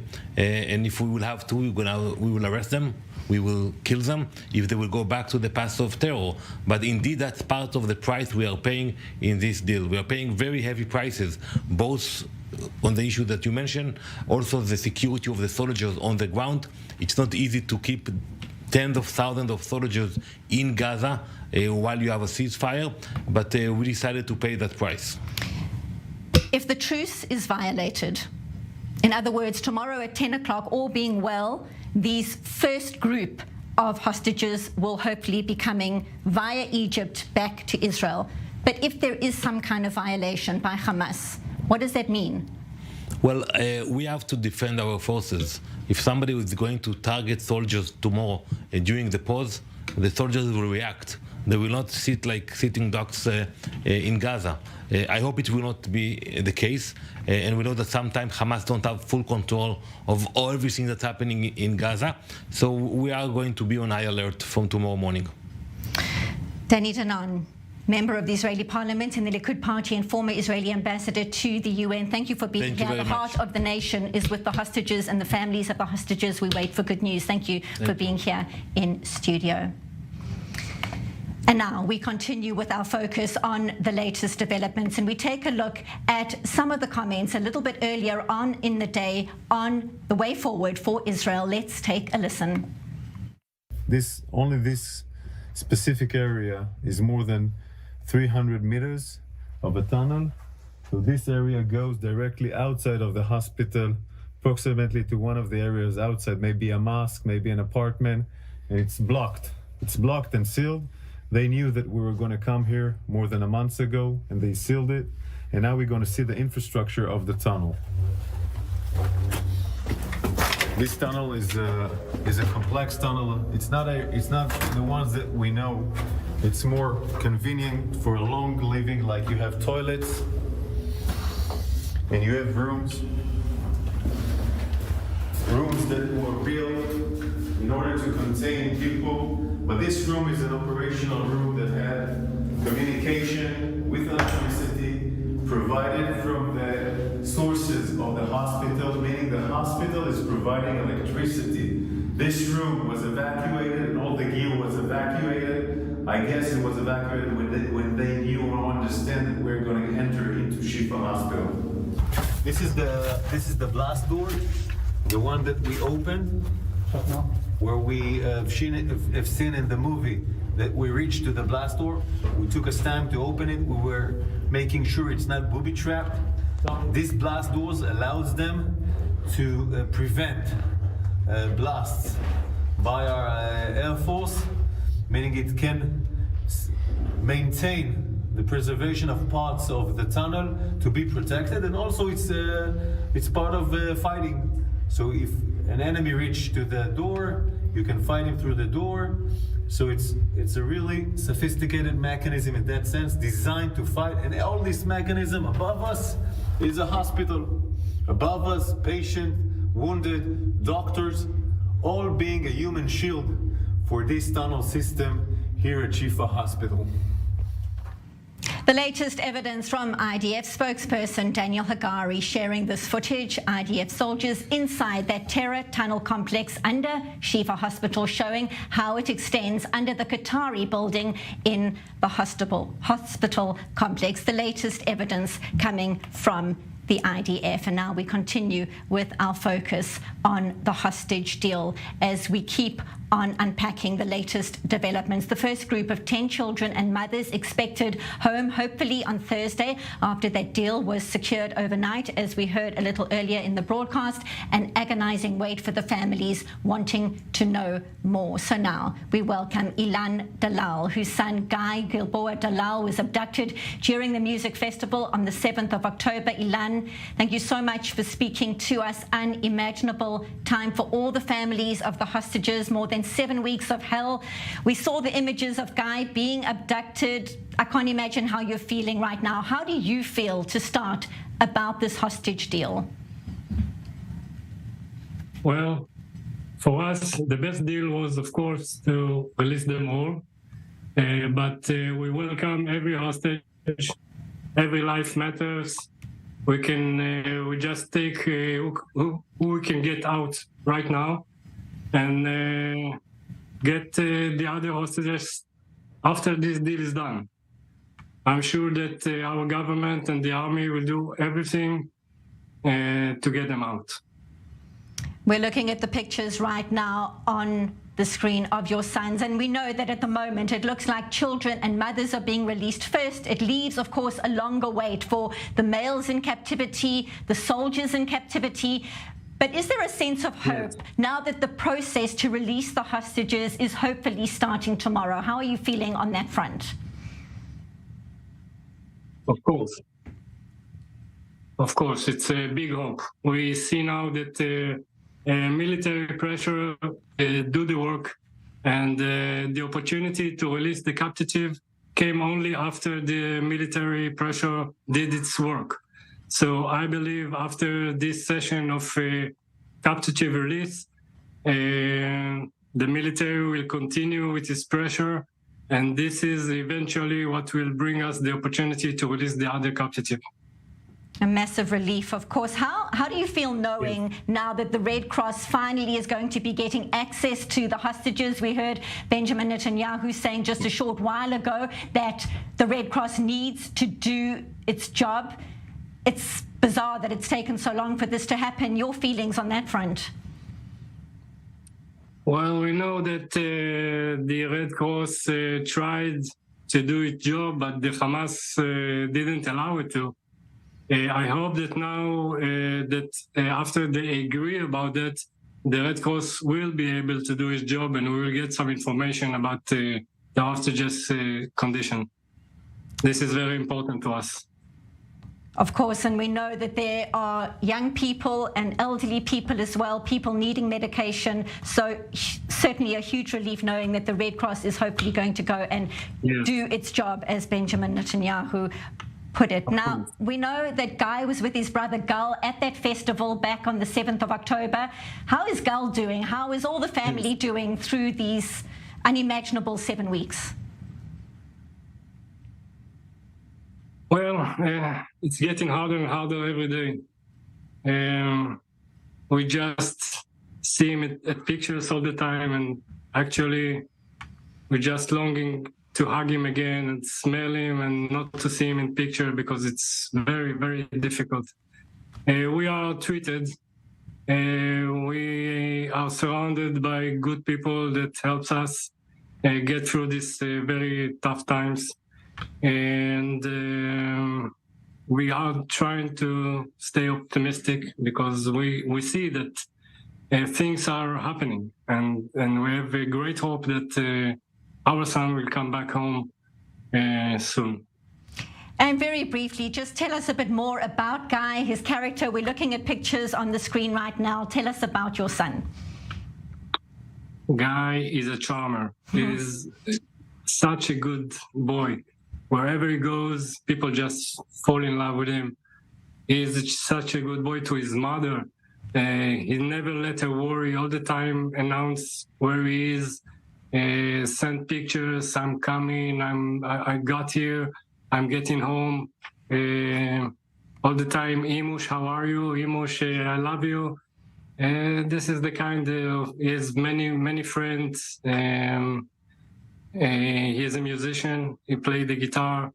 He was kidnapped with his good friend Eviatar, and they both play guitar in the same band when they were in high school. We love it so much. He's so connected with his brother and his family, and we're just longing to see him back at home. Well, the nation is longing with you. Ilan Dalal, thank you so much. We hope for good news for all the hostages. We so appreciate you speaking to us from Alfei Menashe in the West Bank. Thank you very much. We wait for good news. Thank you so much. Thank you for having me. Bye. The heart breaks. One can only imagine what parents are going through right now. Unfathomable. So now, let's take a closer look at the terms of this ceasefire deal between Israel and Hamas. 50 hostages are set to be released over a 4-day period. Israeli media is reporting the following procedure for receiving the hostages. Number one, Hamas will hand over hostages to Red Cross representatives. Then the Red Cross will hand over hostages to IDF representatives. Those freed hostages will undergo initial medical examinations and be taken to hospitals. There, they will meet with family members. And security officials will then conduct an initial debriefing only if the freed hostages are in condition to do so. If they aren't, the debriefing will happen at a later stage.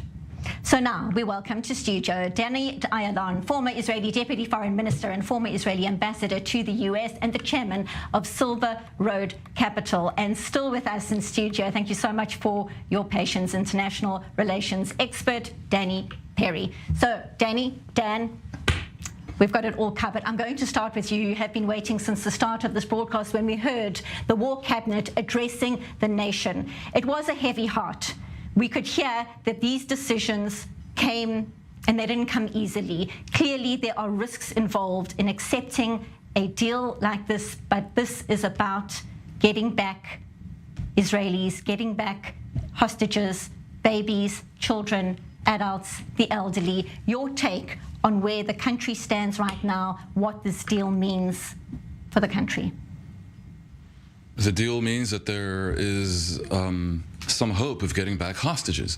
There was pressure on the government by from some circles to insist on getting back all the hostages, and essentially the press conference message was that this was the optimal deal that could be achieved. Look, they kept saying that Israel wants to eradicate Hamas, remove from power in Gaza, and to return the hostages. Now, they claim that these two goals are not contradictory, and I agree they're not, but they are clearly related. Israel pays a price in two ways for returning even some of the hostages. One is the time that Hamas gets to rearm and regroup. And it may go on for a long, long time, much more than 4 or 5 days, because I believe the terms of the deal enable it to continue if Hamas keeps releasing hostages piecemeal. And the other is who they're releasing. Netanyahu made a point of saying it's not murderers, it's women and younger prisoners in Israel who are very evil, who are accused or convicted of various things, but not murderers. And I think viewers really should take this issue to heart. Israelis certainly are concerned, and there is one case actually that I think illustrates this very nicely. The person I believe is the first American to have been killed by Hamas was David Boehm, 17, in 1996. Murdered on a bus. The person who ordered that and who planned it was Yehia Sinwar, released a few years later to get back Gilad Shalit in 2011, of course we know, and Sinwar grew up to become the mastermind of this global historic massacre that has put us where we are. So when Israel wants to not release convicted murderers, it's not a question of revenge, but of weighing the genuine dangers that could fall on. Danny Ayalon, your take on exactly that. This is a tough decision for the war cabinet to make. There are concerns about what Hamas will do in terms of regrouping in the days. It's going to be 4 days to start, but it could well be longer. And yet, Israel says it's got to do whatever it takes to get the hostages back. Your thoughts? Right. No, this was a terrible decision, but it was the only decision to be made for, our own conscience, for the unity of the people, to really alleviate as much as possible the human suffering, of the families, and for that matter, the entire people of Israel. We are just one family here. This is the Jewish ethos, and we're giving a lot for that. When it comes to the situation on the ground, yes, Hamas will use the time for regrouping, but on rearming. But also will the IDF. And I believe that those who will use the time more effectively will come up ahead. And here the IDF has a lot they can do. First of all, many lessons learned after 6 weeks of intense fighting, although they have been doing marvelously. There's always room to improve, more intelligence to be gathering, and at the end of the day, I believe the goal will be achieved. Nothing short of dismantling Hamas will be acceptable, not here in Israel. And also, Benita, it's important, also, although they will not say it out loud, it will also not be acceptable by all the Sunni regimes in the area who are seeing Iran-backed Hamas, ISIS, Hezbollah, and all the other proxies as mortal enemies to them, more than even to Israel. Your thoughts? I fully agree. If any good can come of all this, it's to get the Arab regimes in the region to stop playing games on the issue of Hamas. Now, Egypt, for example, is very serious about taking on the Muslim Brotherhood. They're more or less, I think, on side, but some of the others are not. And goal number one is with Qatar, after Israel gets done saying thank you very much for assisting in a hostage release for however long that takes, to make clear to them that if they really want a seat at the table, and if they want to host not just the World Cup, but who knows, the Eurovision Song Festival one day, they cannot continue to support the likes of Hamas. This is critical. And who knows, I think the degree of disaster that we're witnessing here and the concern about contagion across the region may be a moment of clarity for the Middle East at large. Talking about Qatar, we're hearing a report that Qatar has handed Mossad chief David Barnea a list of the first group of hostages to be released. And this is a concern, broadly speaking. Looking at the families, we just spoke to Ilan right now, people who are waiting to hear if their loved ones are even alive or not. What is the concern that Israel is being played here. Tomorrow, 10 people are supposed to be released, but there is no verification as to how many people are alive. If Gaza even knows, Hamas knows exactly where all of them are, is able to locate all of them. There is no verification at the stage, and only now are the first batch of names, so to speak, being given to the head of Mossad. Does that ring strange? Not at all. It rings evil, but not strange. I would expect Hamas to use the leverage that it has, and that's what they're doing. They're going to play on Israel's nerves. They're going to do what they can to make sure that the country feels uncomfortable and on edge, and they're probably going to try to drag out the time that they get to regroup and rearm. I would expect them to offer to release some more piecemeal, on the sixth day, and there'll be pressure on Israel to agree. And there's a wider ecosystem here. Let's suppose that Hamas starts to play this in a way that leads to a 20-day ceasefire. There are concerns in Israel that for all their protestations, that they insist on taking this to the end, and Ambassador Danon is going to, criticize Netanyahu for it maybe, but then there's also President Joe Biden, who has his own concerns. And remember that even though Biden was very, very much supporting Israel and taking some heat for it domestically in the early days of this, when the memories of the massacre were vivid in everyone's minds, he's headed towards an election, and he needs the Muslim electorate in Michigan quite critically, and he needs the youth of Gen Z and the progressive movement to vote for him next year. And he would probably like to see this end. So if this ceasefire becomes a month ceasefire, the war may never resume.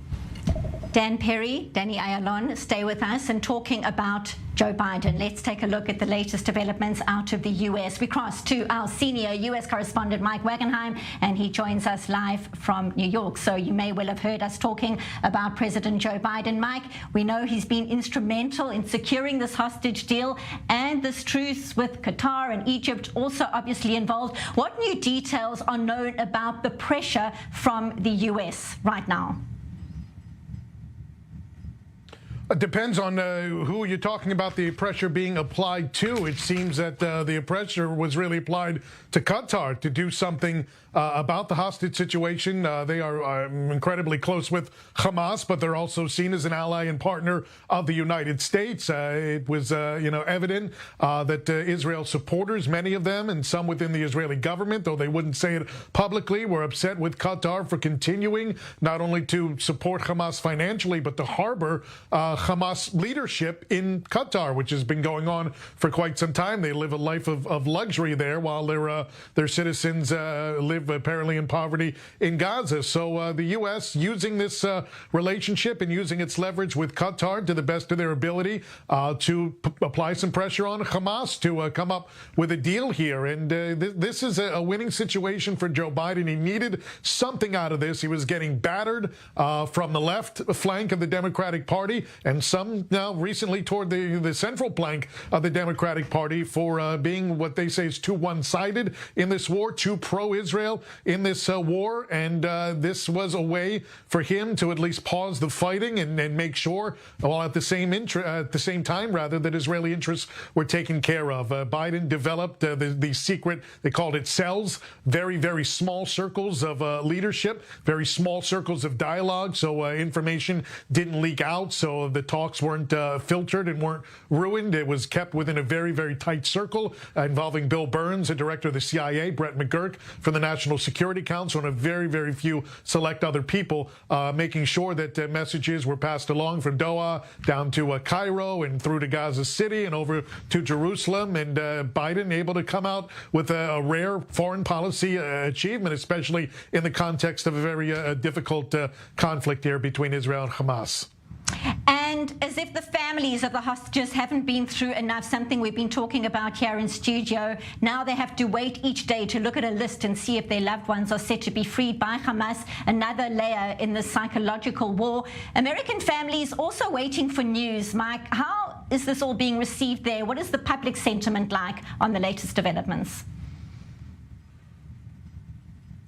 Well, you look at what, when you look toward public sentiment, there isn't a poll released on a kind of a day-by-day basis on this conflict, but you look toward what Congress is saying as a reflection of the public sentiment sometimes on these particular issues. And I think everybody looks at this as maybe a first step toward lessening the suffering on both sides in this particular conflict, making sure that there's a pause in the fighting so the needed humanitarian aid can get through to Gaza, so that there will be relief, that the hostages, at least the select 50 of them and hopefully more on the way, will be returned to Israel. And so I haven't seen any opposition within Congress or with any elected public officials here in the United States to this deal that was announced this morning. Some are not saying anything at all, but the ones that have released statements on this matter have praised the agreement. Some are saying it doesn't go far enough. Some saying it's permanent ceasefire that's needed. That's coming from the Democratic Party. But there isn't a single statement that's come out from a public official that I've seen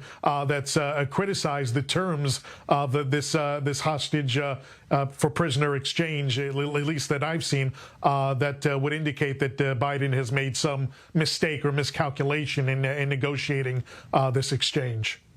And Mike, on a different front, literally, the Israeli Foreign Minister Eli Cohen warning the UN Security Council that a regional war is likely if that resolution calling for the disarmament of Hezbollah is not fully implemented. Let's take a quick listen, then I'd like to hear your thoughts. Regarding Security Council Resolution 1701, the attacks by Hezbollah, Iran's proxy, could lead to war in Lebanon. Israel has no interest in opening another front, but we cannot continue to tolerate such attacks. The responsibility of the international community is to fully implement Resolution 1701 in order to prevent a war in Lebanon. So tell us more. What is the likely response out of the UN to those words? There's no, listen, let's be real about this. That resolution has been in effect since, 2006? UNIFIL, regardless of what was passed in the last renewal mandate for UNIFIL, the peacekeeping mission along the border, they have very little teeth. The Lebanese government has no sway over Hezbollah. The Lebanese government can't even control its own part of the country. And the head of the Lebanese Armed Forces, who is one of the few respected figures there, is about to have his term ended in, about 6 weeks or so? So good luck implementing Resolution 1701. It's good that Israel continues to call for it, but in all practicality, Hezbollah is going to do what Tehran tells it to do, not what the UN tells it to do. Live from New York, senior U.S. correspondent Mike Wagenheim. Thank you as always. Thanks, Mike. And from New York to Tel Aviv, let's go to our senior correspondent, Owen Alterman. So, Owen, 10 children and women could be coming home tomorrow. Relatives gathering once again at what is now known as Hostage Square as they wait for word on what will happen next. What is the latest there? Well, you can see behind me, Benita, people still here, even at this late hour in Tel Aviv, just at around 11 o'clock at night local time. You can see behind me a small circle of people with a guitar and continuing essentially the plaintive music and the plaintive prayers that have become such a hallmark of Hostages Square over the last number of weeks. And of course, over my other shoulder, you can see that empty Shabbat dinner table, which has also become such an emblem of the struggle to bring them home, maybe only topped by the posters that have become so ubiquitous here in Israel and throughout the world. That empty Shabbat dinner table, again, a symbol of the struggle to free the hostages. Of course, the hope that 4 days from now, there may, God willing, be 50 fewer chairs at that table, with children and women potentially set to be freed. So, Benita, tomorrow, over the course of the day in Israel and in Gaza, this is set to happen, right? If all goes well from Israel's perspective, children and maybe with their mothers set to be turned over to the Red Cross and to Egyptian officials and then onward to the Israeli military. Then, after a very quick checkup, to be taken to hospitals around the country in order to get medical treatment they may need, and then to be reunited with their families. So again, an emotional roller coaster for the families who, of course, will not know if their loved ones are set to be freed until after the fact. The Israeli government reportedly already has the names in hand, but is not releasing them.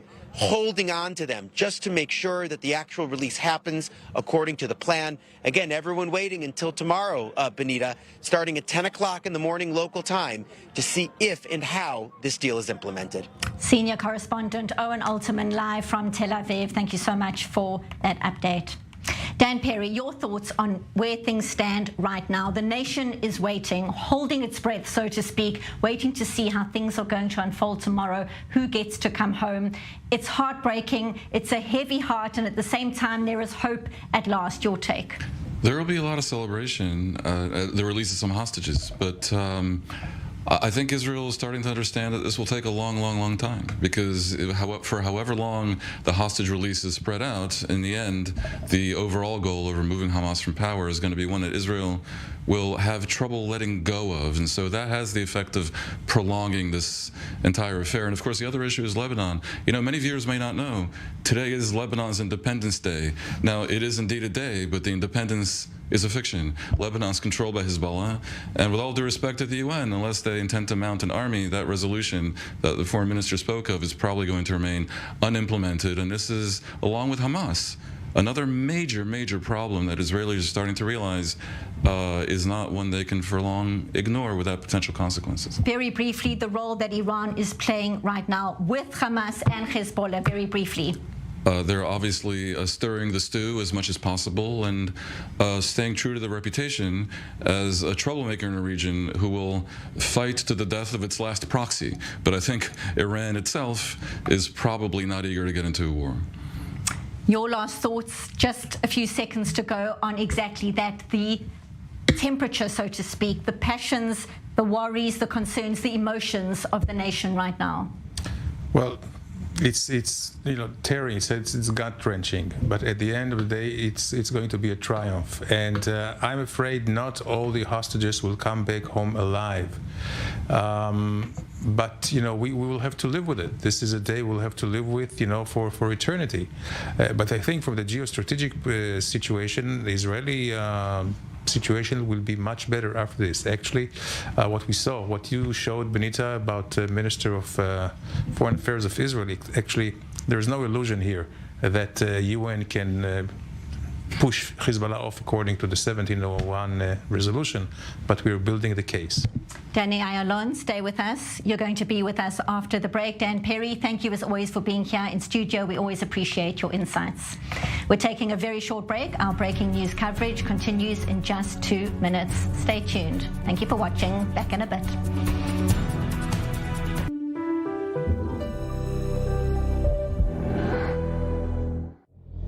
Israel is at war. Make an investment in Israel bonds. It is the most powerful and direct way to stand with Israel. Visit israelbonds.com and invest now. Made for Me, a unique concept in Israel. Custom-made men's fashion to your measurements. Made for Me, designer of all your events. Schedule your appointment at www.madeforme.co.il.